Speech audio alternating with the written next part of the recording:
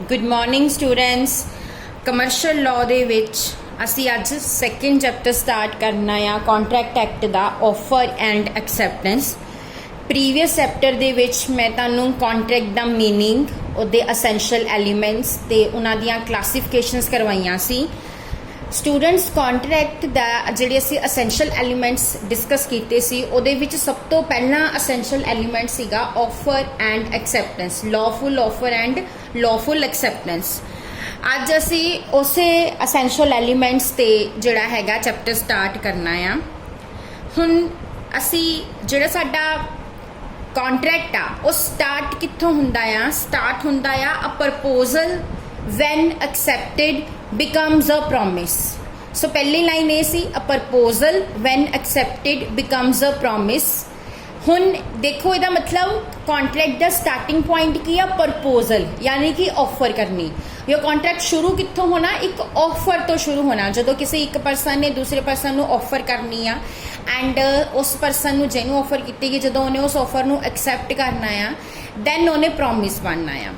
And ਉਸ ਤੋਂ ਬਾਅਦ ਸੈਕਿੰਡ ਕੀ ਸੀਗਾ? ਪ੍ਰੋਮਿਸ। ਐਵਰੀ ਪ੍ਰੋਮਿਸ ਔਰ every set of promise farming the consideration for each other is called agreement. ਫਿਰ ਉਹ ਪ੍ਰੋਮਿਸ ਹੀ ਬਾਅਦ ਵਿੱਚ ਐਗਰੀਮੈਂਟ 'ਚ ਕਨਵਰਟ ਹੁੰਦੇ ਆ ਐਂਡ ਦੈਨ ਅਗਰ ਉਹ ਐਗਰੀਮੈਂਟ ਇਨਫੋਰਸੇਬਲ ਬਾਈ ਲਾਅ ਆ ਤਾਂ ਉਹ ਕੰਟਰੈਕਟ ਬਣਦਾ ਆ। ਇਹਦਾ ਮਤਲਬ ਕੀ ਆ ਕਿ ਕੰਟਰੈਕਟ ਦਾ ਸਭ ਤੋਂ ਪਹਿਲਾਂ ਜਿਹੜਾ ਸਟੈਪ ਆ, ਅਗਰ ਅਸੀਂ ਕੋਈ ਕੰਟਰੈਕਟ ਸਾਈਨ ਕਰਨਾ ਆ ਤਾਂ ਸਭ ਤੋਂ ਪਹਿਲਾਂ ਜਿਹੜਾ ਸਟੈਪ ਹੋਣਾ ਆ ਉਹ ਕੀ ਹੋਣਾ ਆ? Offer and acceptance. ਸੋ ਸਭ ਤੋਂ ਪਹਿਲਾਂ ਤਾਂ ਅਸੀਂ ਇਹ ਸਮਝਦੇ ਹਾਂ ਕਿ ਆਫਰ ਕਹਿੰਦੇ ਕਿਹਨੂੰ ਆ। ਸੈਕਸ਼ਨ 2 ਸਬਸੈਕਸ਼ਨ A ਦੇ according when one person signifies to another his willingness to do or to abstain from doing anything with a view to obtaining the assent of that other to such act or abstinence। ਹੁਣ students offer ਕੀ ਆ? ਜਦੋਂ ਇੱਕ person ਕਿਸੇ ਦੂਸਰੇ person ਨੂੰ ਆਪਣੀ ਕੋਈ ਇੱਛਾ ਜਿਹੜੀ ਆ, ਆਪਣੀ ਕੋਈ ਵਿਲਿੰਗਨੈਸ ਜਿਹੜੀ ਆ ਉਹ ਦੱਸਦਾ ਆ। ਠੀਕ ਆ, ਉਹ ਆਪਣੀ ਇੱਛਾ ਕਿਉਂ ਦੱਸ ਰਿਹਾ ਆ? ਇੱਛਾ ਕਾਦੇ ਬਾਰੇ ਆ? ਇੱਛਾ ਕਾਦੇ ਬਾਰੇ ਆ? ਟੂ ਡੂ ਸਮਥਿੰਗ, ਕੋਈ ਕੰਮ ਕਰਨ ਦੀ ਇੱਛਾ ਆ, ਔਰ ਟੂ ਅਬਸਟੇਨ ਫਰੋਮ ਡੂਇੰਗ ਐਨੀਥਿੰਗ, ਜਾਂ ਕਿਸੇ ਕੰਮ ਨੂੰ ਕਰਨ ਤੋਂ ਰੋਕਣ ਦੀ ਇੱਛਾ ਆ। ਠੀਕ ਆ, ਔਰ ਉਹ ਉਹਨੂੰ ਕਿਉਂ ਦੱਸ ਰਿਹਾ ਆਪਣੀ ਇੱਛਾ? ਕਿ ਕਿਉਂਕਿ ਉਹ ਉਹਦੀ ਅਸੈਂਟ ਲੈਣਾ ਚਾਹੁੰਦਾ ਆ, ਉਹਦੇ ਉਸ ਕੰਮ ਦੇ ਵਿੱਚ ਉਹਦੀ ਸਵੀਕ੍ਰਿਤੀ, ਉਹਦੀ ਐਕਸੈਪਟੈਂਸ ਲੈਣਾ ਚਾਹੁੰਦਾ ਆ ਕਿ ਉਹ ਉਹਦੇ ਨਾਲ ਰੈਡੀ ਆ ਉਹ ਕੰਮ ਕਰਨ ਦੇ ਲਈ। ਫਿਰ ਹੀ ਉਹ ਜਿਹੜੇ ਹੈਗੀ ਆ ਪ੍ਰਪੋਜ਼ਲ ਬਣਦਾ ਆ। ਸੋ ਕੀ ਆ ਕਿ ਜਦੋਂ ਇੱਕ ਪਰਸਨ ਕਿਸੇ ਦੂਸਰੇ ਪਰਸਨ ਨੂੰ ਆਪਣੀ ਕਿਸੇ ਕੰਮ ਨੂੰ ਕਰਨ ਦੀ ਜਾਂ ਕਿਸੇ ਕੰਮ ਨੂੰ ਨਾ ਕਰਨ ਦੀ ਇੱਛਾ ਦੱਸਦਾ ਆ ਤਾਂ ਕਿ ਉਹ ਦੂਸਰਾ ਪਰਸਨ ਉਹਦੀ ਉਸ ਇੱਛਾ 'ਚ ਉਹਨੂੰ ਸਹਿਮਤੀ ਦੇਵੇ, ਆਪਣੀ ਐਕਸੈਪਟੈਂਸ ਦੇਵੇ, ਤਾਂ ਉਹਨੂੰ ਅਸੀਂ ਕੀ ਕਹਿ ਦਿੰਦੇ ਆ? ਆਫਰ। ਆਫਰ ਤੇ ਪ੍ਰਪੋਜ਼ਲ ਦੋਨੋਂ ਜਾਨੀ ਸਾਈਨੋਨੀਮਸ ਵਰਡਸ ਹੈਗੇ ਆ। ਜੋ ਪਰਸਨ ਆਫਰ ਕਰਦਾ ਆ ਉਹਨੂੰ ਆਫਰਰ ਤੇ ਪ੍ਰਪੋਜ਼ਰ ਕਿਹਾ ਜਾਂਦਾ ਆ। ਜਿਸ ਪਰਸਨ ਨੂੰ ਆਫਰ ਕੀਤੀ ਜਾਂਦੀ ਆ ਉਹਨੂੰ ਆਫਰੀ ਕਿਹਾ ਜਾਂਦਾ ਆ। ਹੁਣ ਇਹਨਾਂ ਨੇ ਇੱਕ ਐਗਜ਼ਾਮਪਲ ਦਿੱਤੀ ਆ, A offer to sell his motorcycle to B for ₹3000। A ਨੇ B ਨੂੰ ਆਫਰ ਦਿੱਤੀ ਕਿ A B ਨੂੰ ਆਪਣਾ ਮੋਟਰਸਾਈਕਲ ਜਿਹੜਾ 3000 ਦੇ ਵਿੱਚ ਸੈੱਲ ਕਰਨਾ ਚਾਹੁੰਦਾ ਆ। B agree to pay A ₹3000 for the motorcycle। B ਜਿਹੜਾ ਤਿਆਰ ਆ A ਨੂੰ ਉਹਦੇ ਮੋਟਰਸਾਈਕਲ ਲਈ ₹3000 ਦੇਣ ਦੇ ਲਈ। ਸੋ ਇੱਥੇ ਹੁਣ A ਨੇ ਆਫਰ ਕੀਤੀ ਆ, B ਨੇ ਉਹਦੀ ਆਫਰ ਐਕਸੈਪਟ ਕੀਤੀ ਆ। ਸੋ A ਆਫਰਰ ਆ ਜਾਂ ਪ੍ਰੋਮਿਸਰ ਆ, B ਜਿਹੜਾ ਆਫਰੀ ਆ ਜਾਂ ਪ੍ਰੋਮਿਸੀ ਆ। ਸੋ ਪ੍ਰਪੋਜ਼ਲ ਔਰ ਆਫਰ ਕੀ ਆ? ਆਪਣੀ ਵਿਲ ਨੂੰ ਐਕਸਪ੍ਰੈਸ ਕਰਨਾ ਆ ਜਾਂ ਇੰਟੈਂਸ਼ਨ ਨੂੰ ਐਕਸਪ੍ਰੈਸ ਕਰਨਾ ਆ।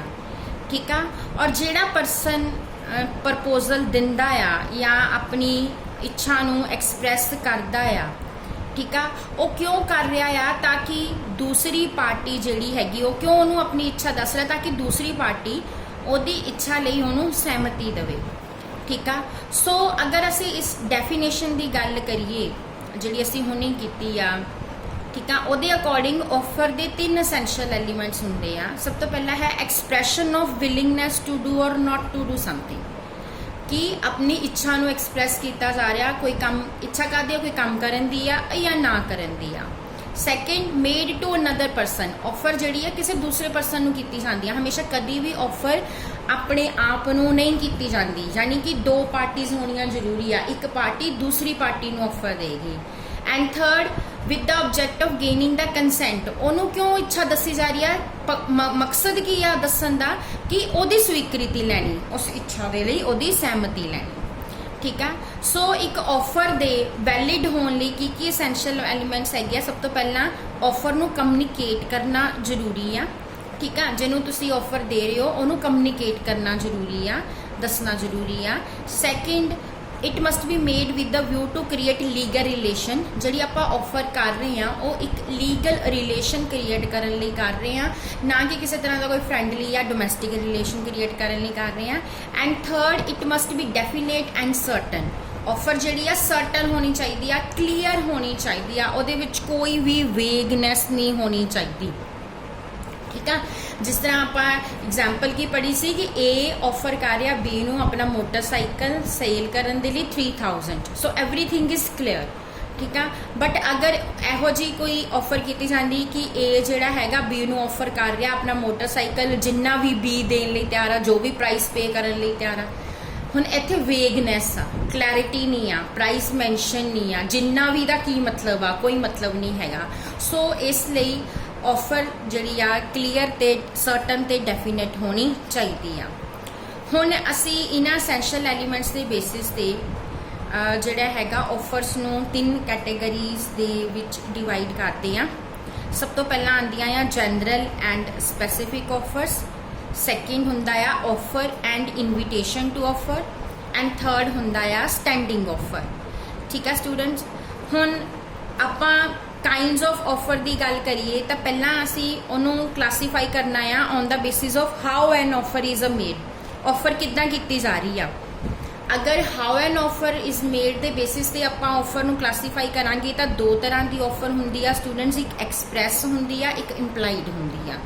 एक्सप्रैस ऑफर केड़ी आ, जिहड़ी एक्सप्रैसली कीती जा रही है, बोल के या लिख के। ठीक है, ए बी नूं दस रहा है कि मैं तेनों अपना मोटरसाइकिल सेल करना है फॉर 3000, चाहे उन्हें उन्होंने बोल के दसिया, चाहे उन्हें उन्होंने लिख के दसिया, चाहे उन्होंने फोन ते दसिया, चाहे उन्होंने मैसेज करके दसिया, यानी उन्हें उन्होंने कम्यूनीकेट किया। ठीक है, सो उन्होंने असी एक्सप्रैस ऑफर कहने आ। ठीक है, बट अगर ਜਿਹੜੀ ऑफर हैगी वो एक्सप्रैस नहीं होवे, बोल के या लिख के ना की जाए, बल्कि उस पार्टी के कंडक्ट तो या केस के सरकमस्टेंसिस तो क्रिएट होवे तां उन्होंने जिहड़ा है इंप्लाइड ऑफर कहा जाता है। जिस तरह तुसी किसी रेस्टोरेंट दे विच जांदे हो, ठीक है, खाना खाने के लिए गए, डिनर करन गए आ, तुसी उत्थे जाके ऑर्डर किया, डिनर ऑर्डर कर दिता। ठीक है, हुण तुसी डिनर ऑर्डर किया आ, ठीक है, बट तुसी ये नहीं किया कि तुसी उस डिनर के लिए पेमेंट भी करोगे। ठीक है, बट जे तुसी डिनर ऑर्डर कर रहे हो, तुहाडा वो ऑर्डर करना, तुहाडा वो बिहेवियर इस गल नूं शो करदा आ कि तुसी उहदे लई पेमेंट भी करोगे। ठीक है, हर चीज़ बोल के या लिख के नहीं दसी जाती, कुछ चीज़ां साडे बिहेवियर तो साडे कंडक्ट तो पता लगदियां आ। ठीक है, हुण इसे तरह मान लो तुसी हुशियारपुर तो जलंधर नूं जा रहे हो, तुसी बस दे थ्रू ना बस दे राही जा रहे हो, तुसी बस चढ़ गए हो। ठीक है, और हुण जदों तुसी बस चढ़े आ ते की तुसी कंडक्टर नूं कहा कि तुसी जिहड़ी हैगी आ टिकट लाओगे, पेमेंट करोगे? नहीं, पर तुसी बस चढ़ गए आ, तुहाडा बस चढ़ना, तुहाडा वो बिहेवियर ही इस गल दा प्रूफ है, वो ऑफर आ तुहाडे वल्लों कि तुसी उहदे कोलों टिकट जिहड़ी आ खरीदोगे और इन रिटर्न वो तुहानूं हुशियारपुर तो जलंधर लैके जाएगा।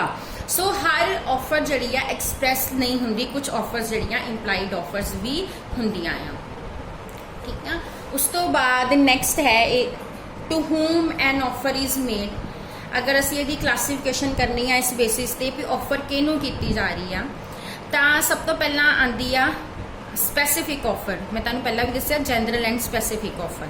स्पैसिफिक ऑफर की हुंदी है जदों तुसी किसी पर्टिकुलर परसन नूं ऑफर करदे हो, ए ने ऑफर कीती बी नूं, सिर्फ बी नूं, ਹੁਣ ਬੀ ਨੇ ਉਹ ਆਫਰ ਐਕਸੈਪਟ ਕਰਨੀ ਆ ਤਾਂ ਉਹ ਆਫਰ ਜਿਹੜੀ ਆ ਸਪੈਸੀਫਿਕ ਆਫਰ ਹੁੰਦੀ ਆ ਔਰ ਉਹ ਸਪੈਸੀਫਿਕ ਆਫਰ ਸਿਰਫ ਉਹੀ ਬੰਦਾ ਐਕਸੈਪਟ ਕਰ ਸਕਦਾ ਹੁੰਦਾ ਜਿਹਨੂੰ ਉਹ ਕੀਤੀ ਜਾਂਦੀ ਆ ਠੀਕ ਆ। ਔਰ ਅਗਰ ਅਸੀਂ ਗੱਲ ਕਰੀਏ ਕਿ ਤੁਸੀਂ ਨਿਊਜ਼ਪੇਪਰ ਦੇ ਵਿੱਚ ਜਿਹੜੀ ਆਫਰ ਦੇ ਰਹੇ ਹੋ ਕਿ ਤੁਸੀਂ ਆਪਣਾ ਘਰ ਵੇਚਣਾ ਚਾਹੁੰਦੇ ਹੋ for 5 lakh or anybody who is interested to buy your house can call you ਹੈ ਨਾ, ਕੋਈ ਵੀ ਬੰਦਾ ਜੋ ਇੰਟਰਸਟਿਡ ਆ ਉਹ ਤੁਹਾਨੂੰ ਕਾਲ ਕਰ ਸਕਦਾ। ਇਟ ਮੀਨਸ ਤੁਸੀਂ ਪੂਰੀ ਦੁਨੀਆ ਨੂੰ ਆਫਰ ਦੇ ਰਹੇ ਹੋ ਕਿਉਂਕਿ ਉਹ ਨਿਊਜ਼ਪੇਪਰ ਪਤਾ ਨਹੀਂ ਕਿਹਦੇ ਕਿਹਦੇ ਘਰ ਜਾਣਾ। ਫਿਰ ਉਸ ਆਫਰ ਨੂੰ ਜਨਰਲ ਆਫਰ ਕਿਹਾ ਜਾਂਦਾ ਆ ਔਰ ਜਨਰਲ ਆਫਰ ਜਿਹੜੀ ਆ ਉਹ ਕੋਈ ਵੀ ਪਰਸਨ ਐਕਸੈਪਟ ਕਰ ਸਕਦਾ ਹੁੰਦਾ ਆ ਠੀਕ ਆ। ਸੋ ਤੁਹਾਨੂੰ ਸਮਝ ਲੱਗ ਗਿਆ ਸਪੈਸੀਫਿਕ ਆਫਰ ਕਿਹੜੀ ਆ ਜਿਹੜੀ ਕਿਸੇ ਇੱਕ ਪਾਰਟਿਕੂਲਰ ਪਰਸਨ ਨੂੰ ਹੀ ਕੀਤੀ ਜਾਂਦੀ ਆ, ਬਟ ਜਨਰਲ ਆਫਰ ਕਿਹੜੀ ਹੁੰਦੀ ਆ ਜਿਹੜੀ ਕਿ ਤੁਸੀਂ ਪੂਰੀ ਦੁਨੀਆ ਨੂੰ ਕਰ ਦਿੰਦੇ ਹੋ, ਦੁਨੀਆ 'ਚ ਕੋਈ ਵੀ ਐਕਸੈਪਟ ਕਰ ਸਕਦਾ ਆ।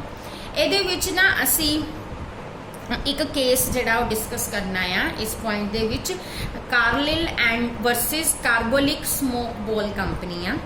ਇਸ ਕੇਸ ਦੇ ਵਿੱਚ ਕੀ ਸੀ ਕਿ ਜਿਹੜੀ ਕਾਰਬੋਲਿਕ ਸਮੋਕ ਬੋਲ ਕੰਪਨੀ ਸੀ ਉਹਨੇ ਐਡਵਰਟਾਈਜ਼ਮੈਂਟ ਕੀਤੀ ਔਰ ਉਹਦੇ ਵਿੱਚ ਇਹ ਆਫਰ ਦਿੱਤੀ ਕਿ ਕੋਈ ਵੀ ਪਰਸਨ ਜਿਹਨੂੰ ਉਹਨਾਂ ਦੀਆਂ ਸਮੋਕ ਬੋਲਸ ਦਿਨ ਵਿੱਚ 3 ਵਾਰੀ ਯੂਜ਼ ਕਰਨ ਦੇ ਨਾਲ ਲਗਾਤਾਰ 2 ਹਫ਼ਤੇ ਯੂਜ਼ ਕਰਨੀਆਂ ਆ ਠੀਕ ਆ, according to the directions use ਕਰਨੀਆਂ ਆ। ਅਗਰ ਇਸ ਤਰ੍ਹਾਂ ਯੂਜ਼ ਕਰਨ ਦੇ ਨਾਲ ਕਿਸੇ ਵੀ ਪਰਸਨ ਨੂੰ ਇਨਫਲੂਐਂਜ਼ਾ ਹੋ ਜਾਂਦਾ ਆ, ਇਨਫਲੂਐਂਜ਼ਾ ਕੀ ਬਿਮਾਰੀ ਆ ਹੋ ਜਾਂਦਾ ਆ ਤਾਂ ਕੰਪਨੀ ਉਹਨਾਂ ਨੂੰ 100 ਪਾਉਂਡ ਜਿਹੜਾ ਆ ਰਿਵਾਰਡ ਦੇਗੀ ਠੀਕ ਆ। ਕੀ ਐਡ ਦਿੱਤੀ ਕਿ ਉਹਨਾਂ ਦੀਆਂ ਬਾਲਸ ਉਹਨਾਂ ਦੀ ਡਾਇਰੈਕਸ਼ਨਸ ਦੇ ਅਕੋਰਡਿੰਗ ਕਿ ਦਿਨ 'ਚ 3 ਵਾਰ ਯੂਜ਼ ਕਰਨੀਆਂ ਆ, 2 ਹਫ਼ਤੇ ਲਗਾਤਾਰ ਯੂਜ਼ ਕਰਨ ਦੇ ਨਾਲ ਅਗਰ ਇਨਫਲੂਐਂਜ਼ਾ ਹੋ ਜਾਂਦਾ ਤਾਂ ਕੰਪਨੀ 100 ਪਾਉਂਡਸ ਦਾ ਰਿਵਾਰਡ ਦੇਗੀ ਠੀਕ ਆ। ਔਰ ਇਹ ਵੀ ਨਾਲ ਦੀ ਨਾਲ ਲਿਖਿਆ ਗਿਆ ਕਿ 100 ਪਾਉਂਡਸ ਜਿਹੜੇ ਨੇ ਬੈਂਕ ਵਿੱਚ ਜਮ੍ਹਾਂ ਕਰਾ ਦਿੱਤੇ ਗਏ ਨੇ, ਮਤਲਬ ਕੰਪਨੀ ਆਪਣੀ ਪ੍ਰੋਮਿਸ ਦੀ ਸਿੰਸੀਅਰਿਟੀ ਨੂੰ ਸ਼ੋ ਕਰ ਰਹੀ ਆ। ਔਰ ਜਿਹੜਾ ਮਿਸਿਸ ਕਾਰਲਿਲ ਸੀ ਉਹਨਾਂ ਨੇ ਉਹਨਾਂ ਦੀਆਂ ਸਮੋਕ ਬੋਲਸ ਯੂਜ਼ ਕੀਤੀਆਂ, ਉਹਨਾਂ ਦੀਆਂ ਡਾਇਰੈਕਸ਼ਨਸ ਦੇ ਅਕੋਰਡਿੰਗ ਹੀ ਯੂਜ਼ ਕੀਤੀਆਂ, ਬਟ ਉਹਨੂੰ ਇਨਫਲੂਐਂਜ਼ਾ ਹੋ ਗਿਆ ਠੀਕ ਆ। ਹੁਣ ਇੱਥੇ ਕੀ ਆ ਕਿ ਉਹ ਜਿਹੜਾ ਹੈਗਾ ਕੰਪਨੀ ਦੇ ਕੋਲੋਂ 100 ਪਾਉਂਡਸ ਦਾ ਰਿਵਾਰਡ ਜਿਹੜਾ ਹੈਗਾ ਉਹ ਰਿਕਵਰ ਕਰ ਸਕਦਾ ਆ ਕਿਉਂਕਿ ਉਹਨੂੰ ਜਿਹੜੀ ਹੈਗੀ ਆ ਇੱਕ ਜਨਰਲ ਆਫਰ ਜਿਹੜੀ ਸੀਗੀ ਉਹ ਨਿਊਜ਼ਪੇਪਰ 'ਚ ਕੀਤੀ ਗਈ ਸੀ ਤੇ ਉਹਨੇ ਉਹਦੀ ਉਸ ਆਫਰ ਨੂੰ ਐਕਸੈਪਟ ਕੀਤਾ ਸੀ।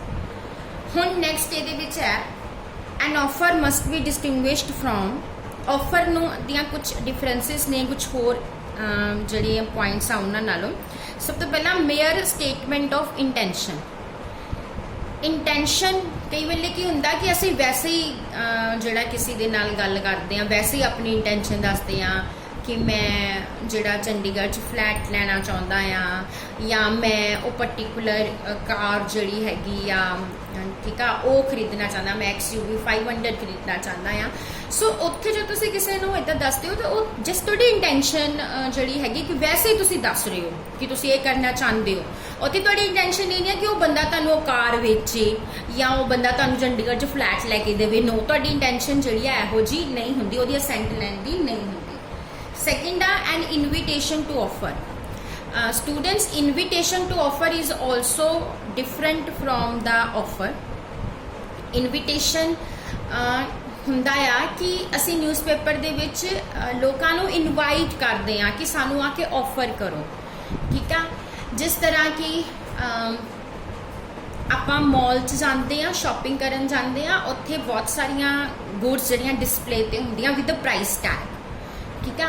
ਸੋ ਹੁਣ ਉਹ ਜਿਹੜੀਆਂ ਗੁੱਡਸ ਡਿਸਪਲੇ ਤੇ ਵਿਦ ਪ੍ਰਾਈਸ ਟੈਗ ਆ ਉਹ ਜਸਟ ਤੁਹਾਨੂੰ ਇਨਵਾਈਟ ਕਰਨ ਦੇ ਲਈ ਆ ਕਿ ਤੁਸੀਂ ਆਓ ਐਂਡ ਉਹਨਾਂ ਦੀਆਂ ਚੀਜ਼ਾਂ ਖਰੀਦੋ ਠੀਕ ਆ। ਉਹ ਆਫਰ ਨਹੀਂ ਆ।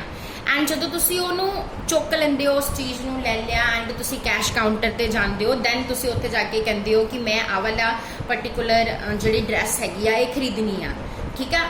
ਜਦੋਂ ਤੁਸੀਂ ਇਹ ਜਾ ਕੇ ਕੈਸ਼ ਕਾਊਂਟਰ ਤੇ ਕਹਿੰਦੇ ਹੋ ਫਿਰ ਤੁਸੀਂ ਆਫਰ ਕਰ ਰਹੇ ਹੋ। ਐਂਡ ਜਦੋਂ ਉਹ ਜਿਹੜਾ ਉੱਥੇ ਸੇਲਸਮੈਨ ਹੋਏਗਾ, ਕੈਸ਼ੀਅਰ ਹੋਏਗਾ, ਉਹ ਤੁਹਾਡੇ ਕੋਲੋਂ ਕੈਸ਼ ਲਏਗਾ ਐਂਡ ਤੁਹਾਨੂੰ ਉਹ ਡਰੈਸ ਦੇ ਦੇਗਾ ਠੀਕ ਹੈ। ਇਟ ਮੀਨਸ ਉਹ ਤੁਹਾਡੀ ਆਫਰ ਨੂੰ ਐਕਸੈਪਟ ਕਰ ਰਿਹਾ ਆ। ਸੋ ਕੀ ਆ ਜਸਟ ਇਨਵੀਟੇਸ਼ਨ ਟੂ ਆਫਰ ਆ ਠੀਕ ਆ। ਜਿਸ ਤਰ੍ਹਾਂ ਜਦੋਂ ਕੰਪਨੀਜ਼ ਸ਼ੇਅਰਸ ਇਸ਼ੂ ਕਰਦੀਆਂ ਨਾ ਤਾਂ ਪ੍ਰੋਸਪੈਕਟਸ ਇਸ਼ੂ ਕਰਦੀਆਂ ਆ। ਪ੍ਰੋਸਪੈਕਟਸ ਇਸ਼ੂ ਕਰਨਾ ਕੀ ਹੁੰਦਾ, ਜਸਟ ਇਨਵੀਟੇਸ਼ਨ ਪਬਲਿਕ ਨੂੰ ਇਨਵਾਈਟ ਕੀਤਾ ਜਾ ਰਿਹਾ, ਆਓ ਸਾਡੇ ਕੰਪਨੀ ਦੇ ਜਿਹੜੇ ਸ਼ੇਅਰਸ ਆ ਉਹਨਾਂ ਲਈ ਆਫਰ ਕਰੋ। ਐਂਡ ਜਦੋਂ ਲੋਕ ਅਪਲਾਈ ਕਰਦੇ ਆ ਸ਼ੇਅਰਸ ਦੇ ਲਈ, ਤੁਸੀਂ +2 ਦੇ ਵਿੱਚ ਪੜ੍ਹੀ ਆ ਸ਼ੇਅਰ ਕੈਪੀਟਲ, ਜਦੋਂ ਲੋਕ ਅਪਲਾਈ ਕਰਦੇ ਆ ਸ਼ੇਅਰਸ ਦੇ ਲਈ ਤਾਂ ਉਹ ਆਫਰ ਦਿੰਦੇ ਆ। ਐਂਡ ਜਦੋਂ ਪਬਲਿਕ ਉਹਨਾਂ ਨੂੰ ਸ਼ੇਅਰਸ ਅਲਾਟ ਕਰ ਦਿੰਦੀ ਆ ਤਾਂ ਉਹਨਾਂ ਦੀ ਆਫਰ ਐਕਸੈਪਟ ਹੋ ਗਈ ਆ। ਮਤਲਬ ਕਿ ਜਿਹੜਾ ਨਿਊਜ਼ਪੇਪਰ 'ਚ ਜਾਂ ਪ੍ਰੋਸਪੈਕਟਸ ਛਾਪਿਆ ਗਿਆ ਉਹ ਜਸਟ ਇਨਵੀਟੇਸ਼ਨ ਟੂ ਆਫਰ ਸੀ। Next uh uh mere communication of information. ਕਈ ਵੇਲੇ ਅਸੀਂ ਨਾ ਵੈਸੇ ਹੀ ਕੋਈ ਇਨਫੋਰਮੇਸ਼ਨ ਜਿਹੜੀ ਆ ਕਮਿਊਨੀਕੇਟ ਕਰ ਦਿੰਦੇ ਆ ਨੈਗੋਸ਼ੀਏਟ ਕਰਨ ਦੇ ਟਾਈਮ ਤੇ, ਜਿੱਦਾਂ ਤੁਸੀਂ ਆਪਣਾ ਕੋਈ ਕਿਸੇ ਨੇ ਇਨਕੁਆਇਰੀ ਕੀਤੀ ਕਿਸੇ ਚੀਜ਼ ਦੇ ਬਾਰੇ ਦੇ ਵਿੱਚ ਕਿ ਆ ਪਰਟੀਕੂਲਰ ਕਿੰਨੇ ਦੀ ਆ ਐਂਡ ਤੁਸੀਂ ਉਹਨੂੰ ਲੋਐਸਟ ਤੁਸੀਂ ਉਹਨੂੰ ਪ੍ਰਾਈਸ ਦੱਸ ਰਹੇ ਹੋ, ਤਾਂ ਇਹ ਵੀ ਕੋਈ ਆਫਰ ਨਹੀਂ ਹੈਗੀ। ਇਹ ਕੀ ਆ, ਜਸਟ ਕਮਿਊਨੀਕੇਸ਼ਨ ਆ। It is a different from the offer. So ਕੋਈ ਵੀ ਕੈਜੂਅਲ ਇਨਕੁਆਰੀ ਜਿਹੜੀ ਹੁੰਦੀ ਆ ਉਹ ਵੀ ਆਫਰ ਨਹੀਂ ਹੁੰਦੀ। ਪ੍ਰੋਸਪੈਕਟਸ ਜਿਹੜਾ ਪਬਲਿਕ ਨੂੰ ਇਨਵਾਈਟ ਕਰਨ ਲਈ ਕੰਪਨੀ ਦੇ ਸ਼ੇਅਰਸ ਲਈ ਛਾਪਿਆ ਜਾਂਦਾ ਆ ਉਹ ਵੀ ਆਫਰ ਨਹੀਂ ਹੁੰਦੀ। ਔਰ ਜਦੋਂ ਅਸੀਂ ਟੈਂਡਰ ਇਨਵਾਈਟ ਕਰਦੇ ਆ ਉਹਦੀ ਐਡਵਰਟਾਈਜ਼ਮੈਂਟ ਦਿੰਦੇ ਆ ਉਹ ਵੀ ਆਫਰ ਨਹੀਂ ਹੁੰਦੀ। ਹੁਣ ਇੰਨਾ ਹੀ ਅੱਜ ਦੇ ਲਈ ਸਫੀਸ਼ੈਂਟ ਆ। ਕੱਲ ਅਸੀਂ ਪੜਾਂਗੇ ਕਿ ਵੈਲਿਡ ਆਫਰ ਦੇ ਕੀ ਐਸੈਂਸ਼ੀਅਲਸ ਨੇ ਔਰ ਕਿਹੜੇ ਰੂਲਸ ਨੇ ਜਿਹੜੇ ਯੂਜ਼ ਕੀਤੇ ਜਾਂਦੇ ਆ ਵੈਲਿਡ ਆਫਰ ਕਰਨ ਦੇ ਟਾਈਮ ਤੇ। Thank you.